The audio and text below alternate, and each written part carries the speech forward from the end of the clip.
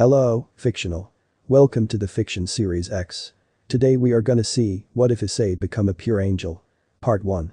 If you end up liking this video, please consider subscribe, so without further ado, let's get into the video. It will be up to you to decide. Lily Dawn said to her grandson Issei. Issei Dawn was only 2 centuries old, but that was basically a teenager's age to angels, fallen and devils. I still don't understand, grandmother, an aggravated Issei said back to Lily. Why is this my mission? Couldn't this have gone to anybody else? Sure, it could have, she responded with a smile, but I am sending you personally. As the future head of House Dawn, it is important I send someone as vital to our kind as the one you will be assisting of their kind. Besides, the world is bigger than heaven. Not as beautiful of course, but definitely bigger. After all, she said, placing a hand on his arm from behind him, this was your dream once. That was before Karen, Issei said. He had to harden himself and his heart just to say his dead brother's name. Then he continued saying, I've already decided the fallen aren't worth it. You can't make that decision based off of one experience. And you have barely experienced anything. To judge an entire people off of a personal dispute is ungodly, and you know it, little wing. Lily said, placing a kiss to the side of his head. Ever since Issei first learned to fly, she had been calling him that. Little wing. It wasn't the most masculine of nicknames, but by the time he realized it was embarrassing, his grandmother had been saying it too long for her to ever stop. Besides, you will be assisting and assessing the devils actually. We already have people of our kind working with fallen, but none have ever made an agreement such as this with the devils. She said, standing next to him, looking out of his bedroom window. The future of both heaven, you and hell, Rias Gremory, plus her team, will be working side by side. It works out for everyone. How does it work out for everybody? Issei asked, what am I possibly getting out of this? Issei. His grandmother said, hitting his shoulder lightly, be selfless, not selfish. And the answer is you will gain understanding of their kind. Heaven needs you to go with them. Live with them. Teach them. Let them teach you. But keep to the word and your pure angelic blood. This is one of the first steps toward peace among all our races. As a servant of the Lord, future of both House Dawn and of heaven, it is your duty to be the tool of Christ in this matter. Issei stayed looking out of the window that looked out into the entire Dawn land. They owned a kingdom in the 6th heaven or 6th floor that was the size of Alaska in the mortal world. Issei was the heir and would be the head of Dawn one day. But not for a couple millennia. At the moment, his grandmother was the head of Dawn. He had aunts, uncles, cousins, other half-to-quarter family. But in the end, he'd have to step up and take his place. Issei watched from the window in his room in the Dawn Palace, children playing around with their newly discovered light powers. Maids servicing the gardens holding numerous beautiful flowers. Cities upon cities, skyscrapers that touched the skies above heaven. People flew on their wings, as well as flew in the holy planes to land here in the land of Dawn in heaven. Besides, Lily said, I know in that huge heart of yours, you can't possibly believe they are all bad. Not after everything you and Karen went through to prove it. Issei looked to the ground with a sorrowful face, sighed and said, no, I don't believe they are all bad. Just the fallen. No, my sweet little wing, she said, not all fallen either. Issei continued to look at the ground some more. The beautiful and lush dark blue carpet under his feet was soft to the touch. He knew his grandmother was waiting for a response. Regardless of if she was, he knew he'd be going anyway. His grandmother had as much political power as she did physical and magical power. She was one of the 2 seraphs that were the leaders of heaven. The other was Michael of House Crucifix. The next in line for that house was Gabriel. House Dawn and Crucifix were to lead heaven as equals for eternity. No matter how much time he tried to stall for, he was going. I always thought Karen would be with me when this time came, he said, just barely above a whisper. It was his dream first. He should be the one going. It would be so much easier for him. Their brother, Lily began, he was definitely among the most optimistic creatures to ever live. But God had a plan before his departure. And that plan was for you to accomplish this, little wing. I know you carry a heavy, guarded, and bitter heart, but this is the time to evolve beyond that. Become what you know you and Karen wanted to be. It was true. Issei did have an incredibly heavy heart. Who could blame him after what happened to Karen? His big brother. These things weakened his power after all. Angels drew their power not only from training and endurance, but the characteristics of Christ the Lord himself when he was here. The more an angel was like him, the more powerful they were. Hence, with Issei's heavy heart, his powers were that of a low to mid-level angel. I need you to do this for us, Issei, Lily said, turning her grandson to her by the shoulders. All of heaven is depending on it. Issei looked into her eyes, the same dark crystal blue eyes that resided in his own head. Heirlooms of being a true Dawn. Alright, he said, his own face threatening to break into a smile at seeing his grandmother's, not like I have much of a choice anyway. His grandmother laughed before saying, "No," and put her hand in his brown hair, "but at least I didn't have to flat out say it for you to accept." Rias Gremory? Issei asked. The future head of House Gremory. Her brother is the Devil King.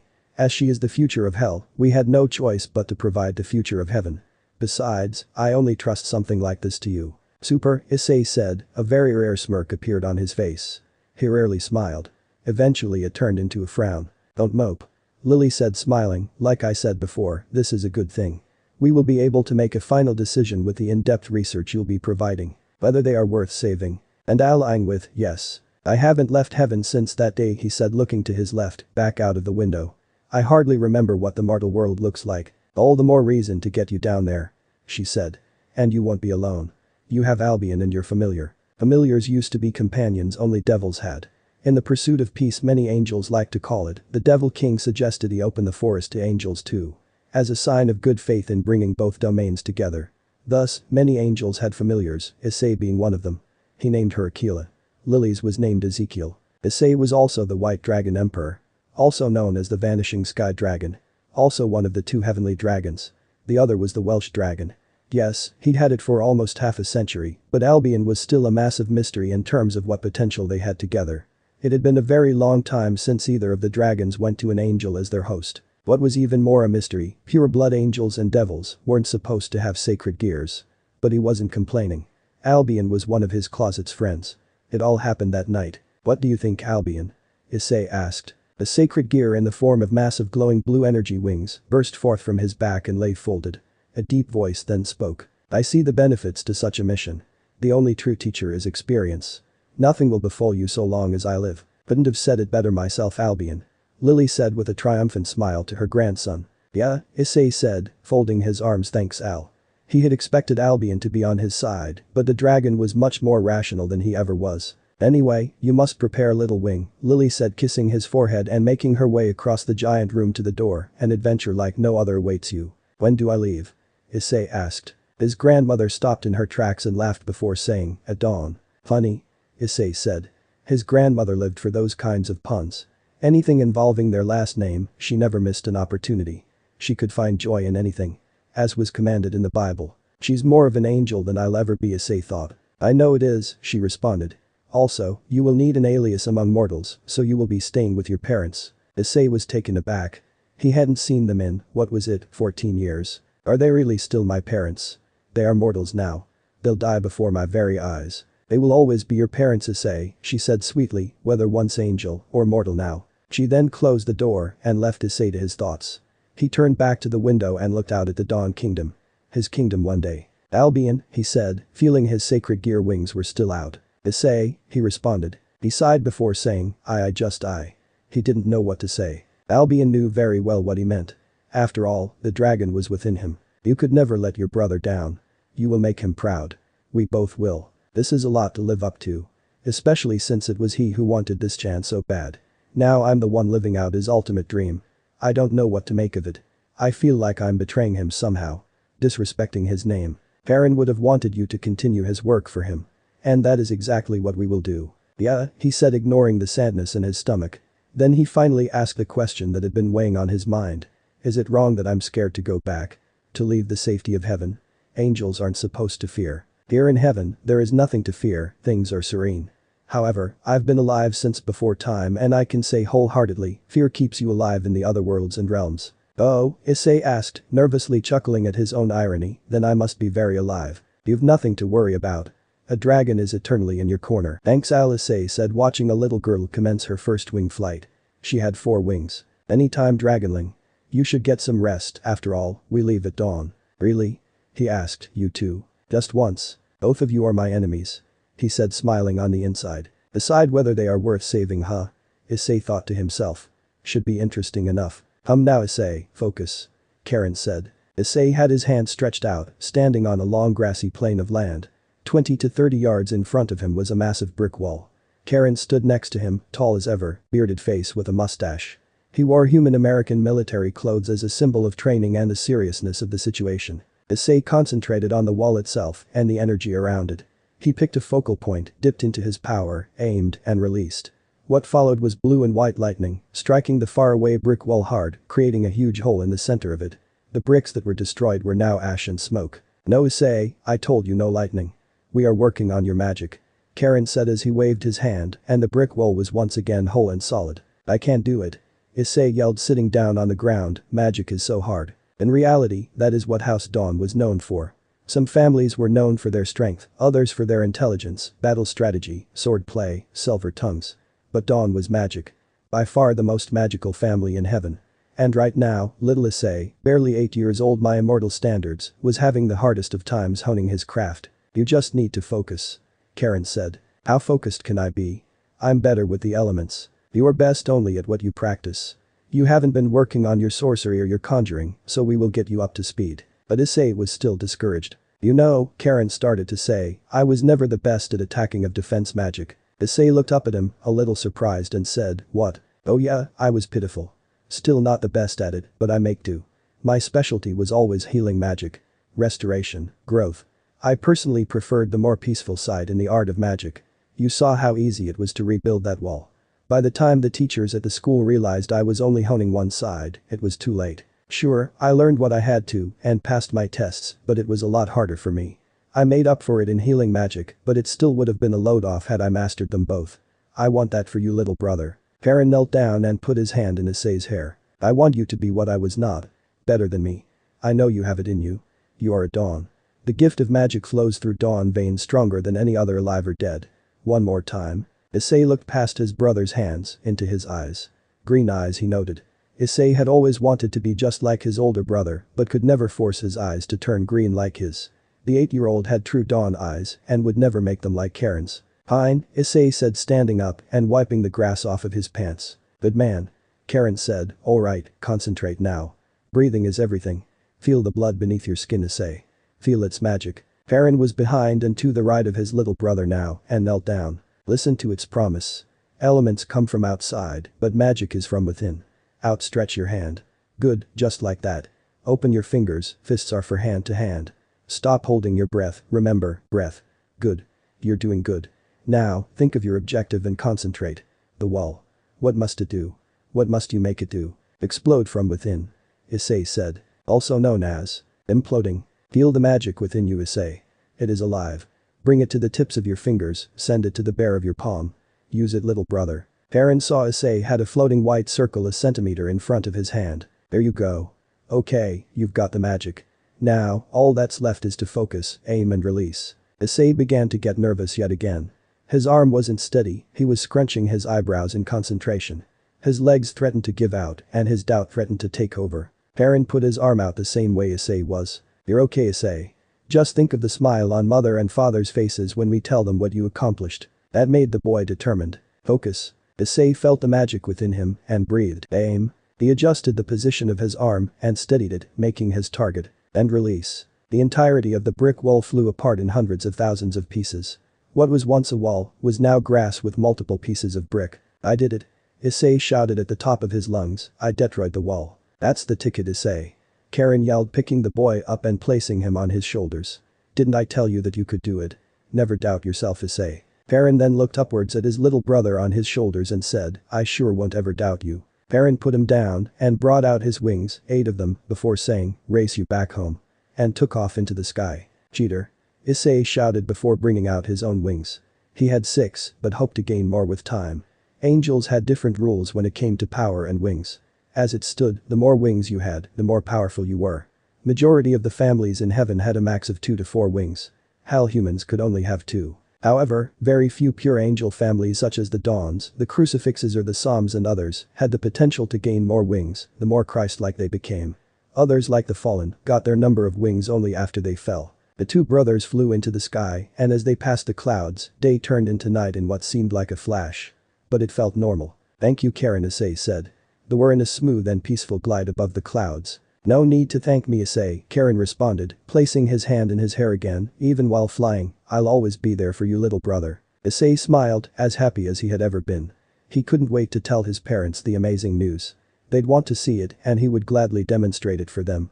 Flying above the clouds, his brother by his side, what more could he want? But Karen said, "Why didn't you do the same for me?" Issei was stunned and looked to his brother. What?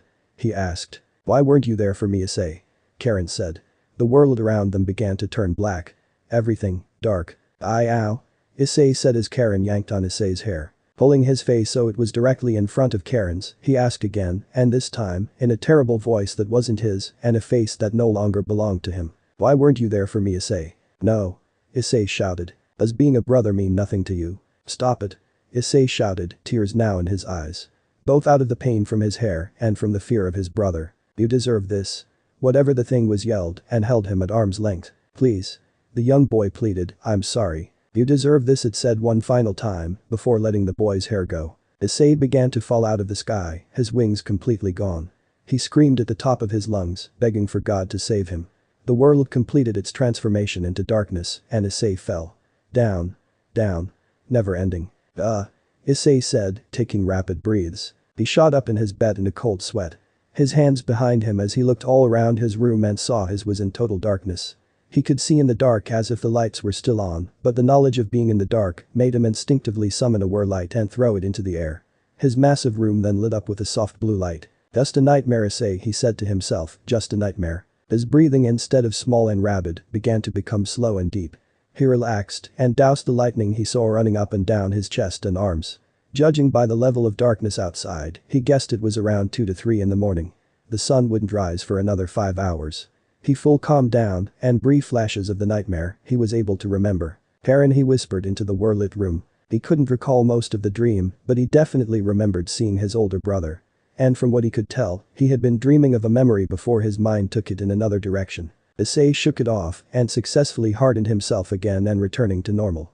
He could already tell he wasn't getting back to sleep anytime soon. That's fine, he thought, I like the nighttime flights better anyway. He would be taking one of the Dawn private jets to the capital today.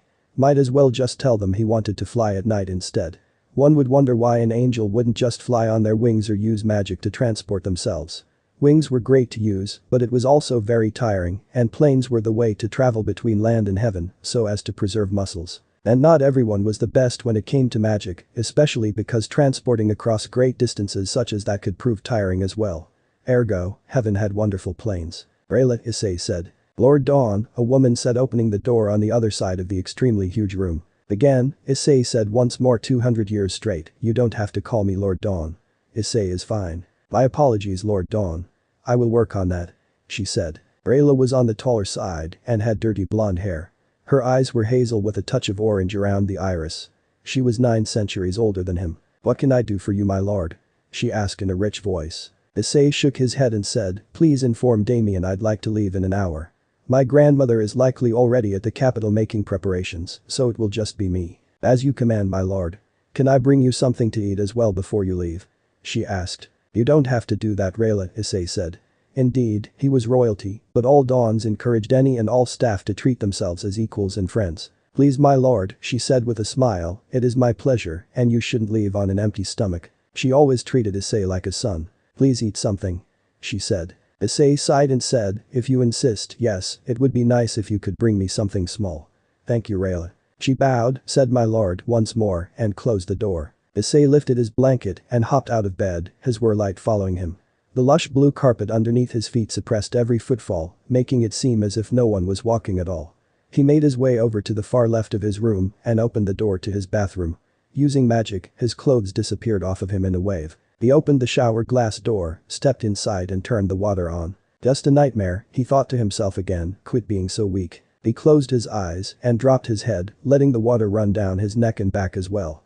He finished washing his hair and his body, turned off the water, and got out. Grabbing a towel, he tried himself on and magically put on his clothes. Coming out of the shower, Issei walked into his room and saw that on his bed were 2 sandwiches and some kiwi, his favorite fruit. Also, his bed was made as somehow Rayla always managed to do it whenever he was busy just for a minute. He prayed for his food, still aware of God's departure, and ate quickly. He had about 15 minutes till his jet took off. It was still quite dark outside, just the way he liked it. He also looked on top of his dresser and saw his necklace. It was a simple dark brown string with 3 white feathers on it. Karen's feathers. He grabbed it and put it on before turning. Issei made it way to his huge bedroom double doors, and as he approached, Rayla opened them not a second too soon. Thank you, Rayla, he said. My lord. She responded with a bow. Before Issei completely walked out, he turned around and looked into his room. Uncertain of the next time he'd see it again. Or if he'd be killed and he'd never see it again. Either way, he was leaving it behind and in the care of the workers at the Dawn Palace. He tapped the door once more and nodded to Rayla before he walked forward and she shut the door behind him and walked quickly to catch up to keep in pace next to him. "I'd like to head to his crypt for a minute before I go," Issei said. "As you wish, my lord Dawn." And guided him down the numerous halls. "I will wait here, my lord," Rayla said, opening the doors. "Thank you. I'll only be a minute," Issei said. He walked into the room filled with candles and flowers, Bibles and holy water. A fallen and a devil would be destroyed in a place like this. Issei made his way to the back of the room. Giant statues of Jesus on the cross were along the walls and scriptures were etched into pillars along the hall. At the end laid a big marble-made casket, and above it on the wall were 8 angel wings sealed behind a glass case. Karen's burial place. Issei walked over to the marble casket and looked at the picture on top of his older brother. He didn't let himself feel any emotion in this moment, as it wouldn't do. Clenching his jaw, he placed both hands on the marble and bowed his head before speaking. "Hey bro," he started, "you are never gonna believe what is happening. That dream you were so determined to happen, it is. Grandmother told me just yesterday. I am to begin my mission today. In reality I didn't have a choice, but it is what it is. I won't let you down. I'll do my best. I promise." And with his last words, he put his hands back to his sides, picked up his head and turned, making his way back out of the doors. Rayla closed them behind him and they walked the rest of the way till they got outside. Issei turned and looked at the entrance into the castle. Just above the double doors, the last part of the Dawn motto was inscribed. "The dawn will come." Issei was correct at this time, it was around 3 AM and the perfect time to fly. The two of them walked around the side of the massive palace and 20 minutes later, arrived at the Dawn airfield. The guards of the blue and silver gates noticed him right away and opened the passage immediately. He thanked them both by bowing and made his way over to the jet he'd be taking today. The jet was able to pilot itself, but Damien would be at the front just in case. "Lord Dawn," Flynn said as he saw Issei approach. Flynn was part of a house that was willingly in service of Dawn. "Honestly, you people keep calling me that, it's really just Issei," he said shaking Flynn's hand. "The plane is all ready for you. Kinda dark though, are you sure you wouldn't prefer to leave a few hours from now, my lord? This is my ideal time to fly," Issei said approaching the steps up. "Please have a safe flight, Lord Dawn." Both Rayla and Flynn yelled to Issei. "Safe flight for sure," Issei said, the door sliding in securely and cutting off most outside noise. "Safe mission, not likely." Issei sat down and buckled himself in. The plane wasted no time in its incredible speed it built up and took off into the night. He watched as his home became smaller and smaller, the entire Dawn Kingdom shrinking. He still had a pretty great view of it even at night until the plane turned at an angle that blocked the rest of his home from his sight. Issei sat back in his seat and closed his eyes, letting himself drift. He listened to the sound of the holy engines churning and the vibrations of the air. His chest rising and falling, his head bobbing and enjoying the feeling. He didn't take much joy in many things. This was one of the few he did. And in the midst of the ride, he drifted in and out of conciseness. Albion ensured he'd let Issei have dreamless sleep. "Issei," Lily said, glad her grandson had made it to the command center, and early. She had her usual long straight brown hair down and what appeared to be armor on her shoulders. Michael was dressed the same. "Welcome, Issei," Michael Crucifix said in a very mellow and smooth voice. He was tall, with long light blonde hair down his upper back. "I trust you got here with no trouble." "None at all, Michael," Issei said attempting to bow. Now Issei, we are all friends and equals here, no need to bow," he said. "Understood," Issei said, a little nervous that the time was nearly upon him. Quickly, Lily said to her grandson and co-seraph, "You and I would be entering the passage soon, Issei." She was going to accompany him down to the mortal world and to his parents. "I'd like a word before you go, Issei, if that is alright," Michael asked. "Sure," Issei said. They were currently in the passage building of the capital. Because there were 7 stages to heaven, some levels more hidden than others, the prison, and the 7th stage, the passage was created so that only those approved would be able to exit and enter certain levels of heaven without going to the wrong place. "What's up?" Issei asked as they stood around the outside of the ring of passage. "I just wanted to make sure you were okay with such an assignment. It was ungodly for us to spring something like this on you so suddenly, and for that, you have my personal apology and gratitude." "It is alright, Michael," Issei said, "truth be told, I am not the biggest fan of the human world. But I know my duty." "A steadfast heart," Michael said respectively, "I admire your willingness. I didn't have much of a choice, but no one is forcing me either so." Michael nodded and said she wanted to go with Gabriel, Issei asked. "Indeed. She was a little beside herself when I informed her only you were going. She still considers you her closest friend." "I wish she was coming too," Issei admitted. I will tell her you said as such. And lastly Issei, Michael said, when it is ready I will personally bring it to you. Issei crossed his arms and looked to the circle in the center of the room, the passage, and said, you still believe Ascalon will choose me? I am certain of it, White Dragon Emperor. It's been years, Michael, Issei said, besides, I'm no good with swords. Have faith my friend and give it time. For we will surely need it in the storms to come. They shook hands one last time, and Issei made his way to the center of the circle, where his grandmother was standing talking to some other people before leaving. She nodded to them and they went about their business. Ready little wing. She said. As I'll ever be, he responded. This is a good thing, Issei. I promise. Lily responded, magically changing her clothing into something mortals would see as normal. I know, he said, let's go. Lily smiled and looked to her right, nodding to Michael. Spirit go with you, Issei Dawn. And in 2 golden crosses of light, Issei and his grandmother were gone. The sound of the rushing wind past his ears was the sign Issei took to mean he was clear to open his eyes. The sight below him consisted of millions upon millions of bright city lights. Skyscrapers that attempted to reach the heavens. Bodies of water that twisted and turned in all directions in beautiful displays. None as beautiful as heaven, but amazing among humans. He saw a couple human planes flying below him, one gaining altitude, likely having just taken off from an airport, and the other descending and preparing to land. Issei allowed himself to freefall, his grandmother just a few feet to his left. The wind tugged at his hair and made it seem as if it was spike-like. His clothes in a constant shaking motion moving with the air. His grandmother floated to her right and stopped next to him. That way. She yelled over the wind, pointing to her right of which was the direction of his parents' house. Issei nodded and after falling a few hundred more feet, took out his longinus wings with an oof. As they tugged him back, slowing his descent in the air a great deal. Lily did the same with her real angelic wings. She had 12 of them. Lily's wings produced an incredible golden hue as the massive feathers stopped her descent and sent her into a calm flight. Issei's massive longinus wings that were made of pure energy glowed with a deep sapphire light. The pair settled into a calm and peaceful flight, the distance between them due to the size of their wings. But with the descent a lot slower and the direction greatly changed, they could hear each other perfectly. You nervous? Lily asked. About what? Issei responded. Seeing your parents again. It's been a long time since you saw your family. You are my family. Issei said, his gaze turned downward towards the massive land known as Japan. That's sweet of you little wing, Lily responded, but you know what I mean. Issei took a minute to answer. In truth, he really didn't know how he felt in this moment. His parents were humans now. Humans. And there wasn't anything particularly wrong with humans. Everybody has their flaws, even angels. Especially this angel. But the problem was, they were going to die. They would likely live half again as any healthy human, about 150 years due to their blood once being divine as his was. But they would still end up in the ground. They would die. As Karen did. Issei had purposely avoided them, not wanting to have to watch another set of people he loved meet a bitter end. His parents' memories were wiped clean of anything inhumane. They had no recollection of having once been pure angels or having a son named Karen. They believed Issei had been studying abroad in the Americas living with his grandmother Lily, as it would provide greater opportunity for him career-wise and exploration-wise. They had no clue who or what he really was. Just that he was their son and his name was Issei Dawn. It's unsettling. Issei admitted. In what way? Lily responded in a concerned voice. They don't know me.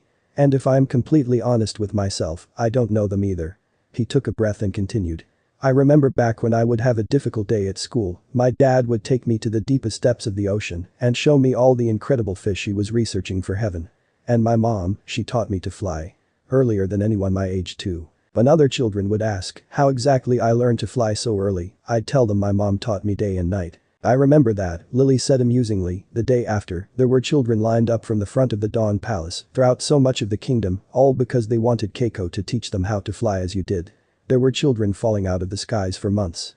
But eventually your mom had every one of them up in the sky with a strong wing underneath their wings. She taught them all. She said while laughing. Issei had a faint smile on his lips and said, exactly. Those were the parents I knew. They were the greatest. Now, I don't really know who they are. My dad's a businessman now and my mother is a housewife working side jobs every now and again. That is not all that they are, little wing. Who a person is, she said, is not determined by their career path. I know that, Grandma. What I mean to say is, they are so different from the people that raised me for a time. The people I knew then couldn't possibly be the people they are now. I understand circumstance and conditioning. But who I am and who they are, Issei didn't finish. Do you fear things may be so different you will be unable to accept each other? She asked carefully.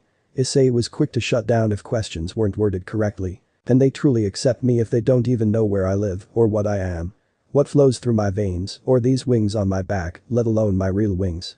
Can you really accept someone if you don't know who they are? Yes, Lily said. How? He asked with a scowl. It is utterly impossible to know every single thing about every single person. Acceptance does not come from knowledge, little wing. Acceptance is a choice in one's heart. If you choose to accept their hearts, they will accept yours. No, they are no longer angels. But your father still gave you breath and your mother still gave you life.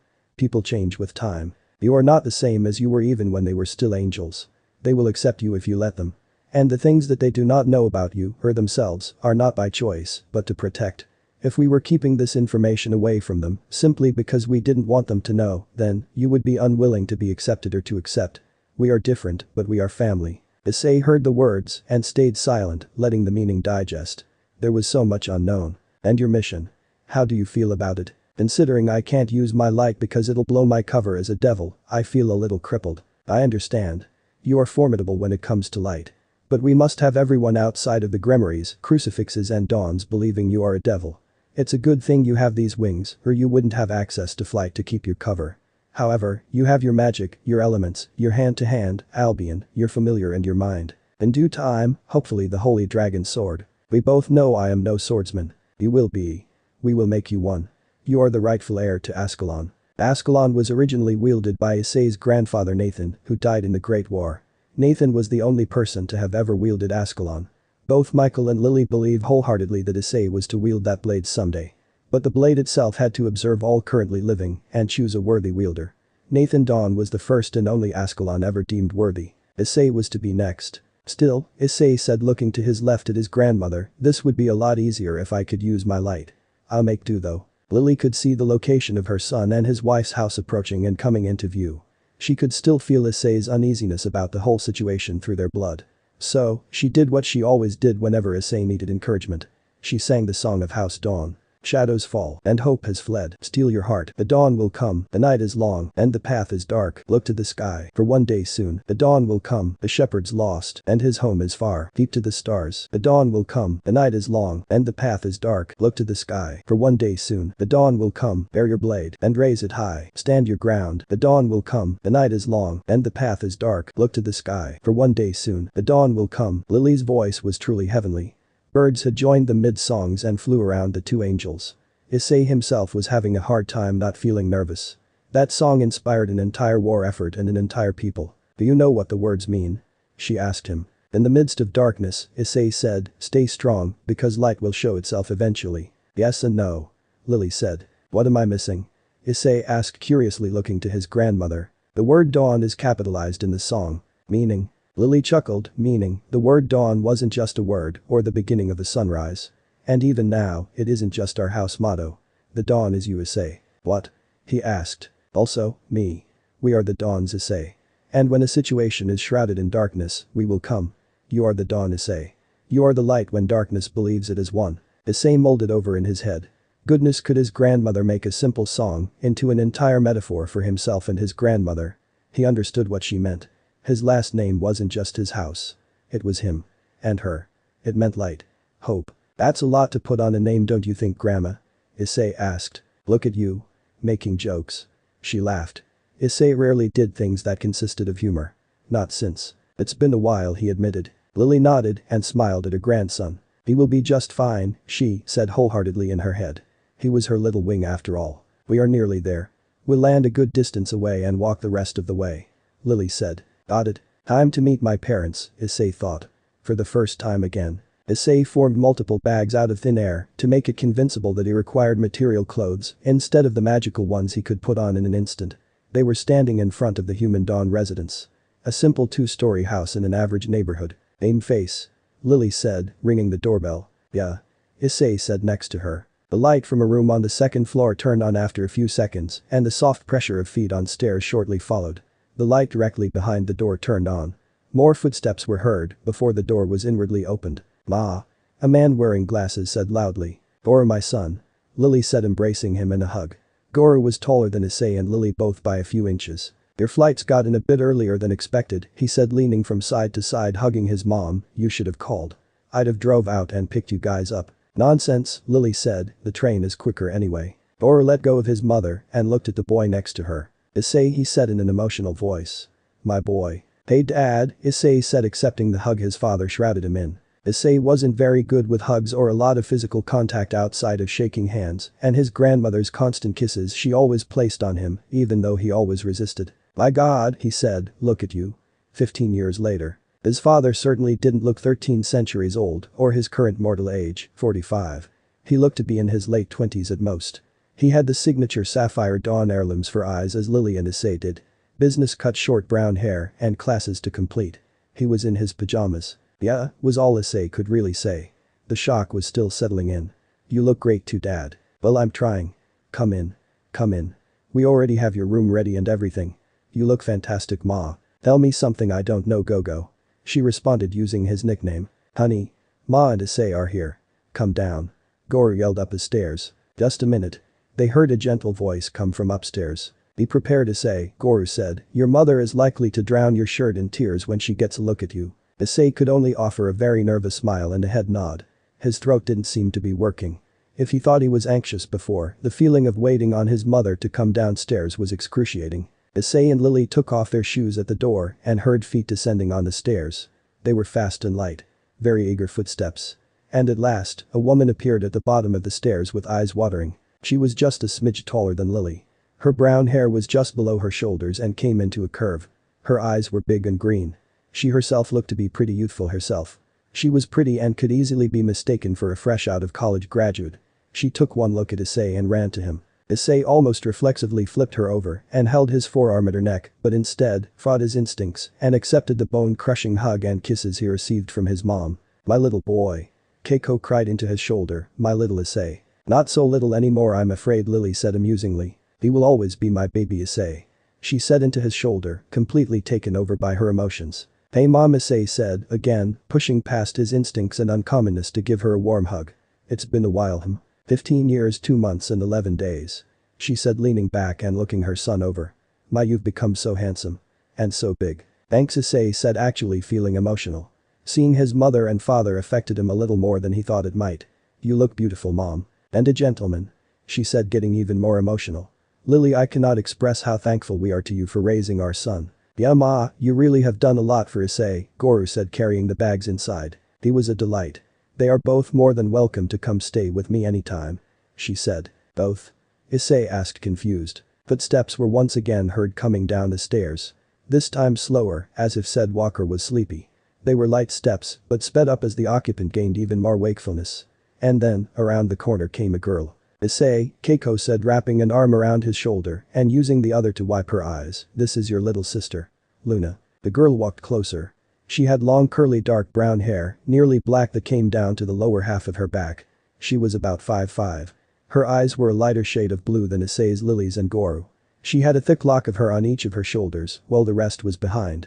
Her frame was petite, but she could pass for a junior in high school easily. She was also very beautiful and didn't need a single drop of makeup. She had a tiny black mole underneath her eye that really only added to her beauty. She looked to be 14. Luna, Keiko said, this is your big brother Issei. Big brother? The word felt like a gut punch to Issei. Issei, Luna said. She smiled and said. Big brother. Luna glided over to Issei and gave him a tight hug. There was that word again. It stunned him all over again. He had to shake off his shock and notice the girl in front of him was squeezing him. He didn't know why his arms felt so heavy as he brought them around his aforementioned sister. I have a sister he thought. The knowledge terrified him. He was the big brother. Many hugs and kisses later and everyone was off to bed. Goro had work in the morning and Luna had school. Issei had spent the whole next day with his mom getting his uniforms, necessary materials and whatnot. He was to start at Kuo Academy in 3 days. And on the second day, Lily was going to return to heaven. In 3 days' time, mission would officially be a go. And Issei could already tell he would be running into trouble on the very first day. End of the part 1. So how was this story? I hope you like it. And if you like it, share this story with your friends and like the video too. And don't forget to subscribe our channel for daily awesome fanfiction. Okay, it's time for me to go. Bye bye.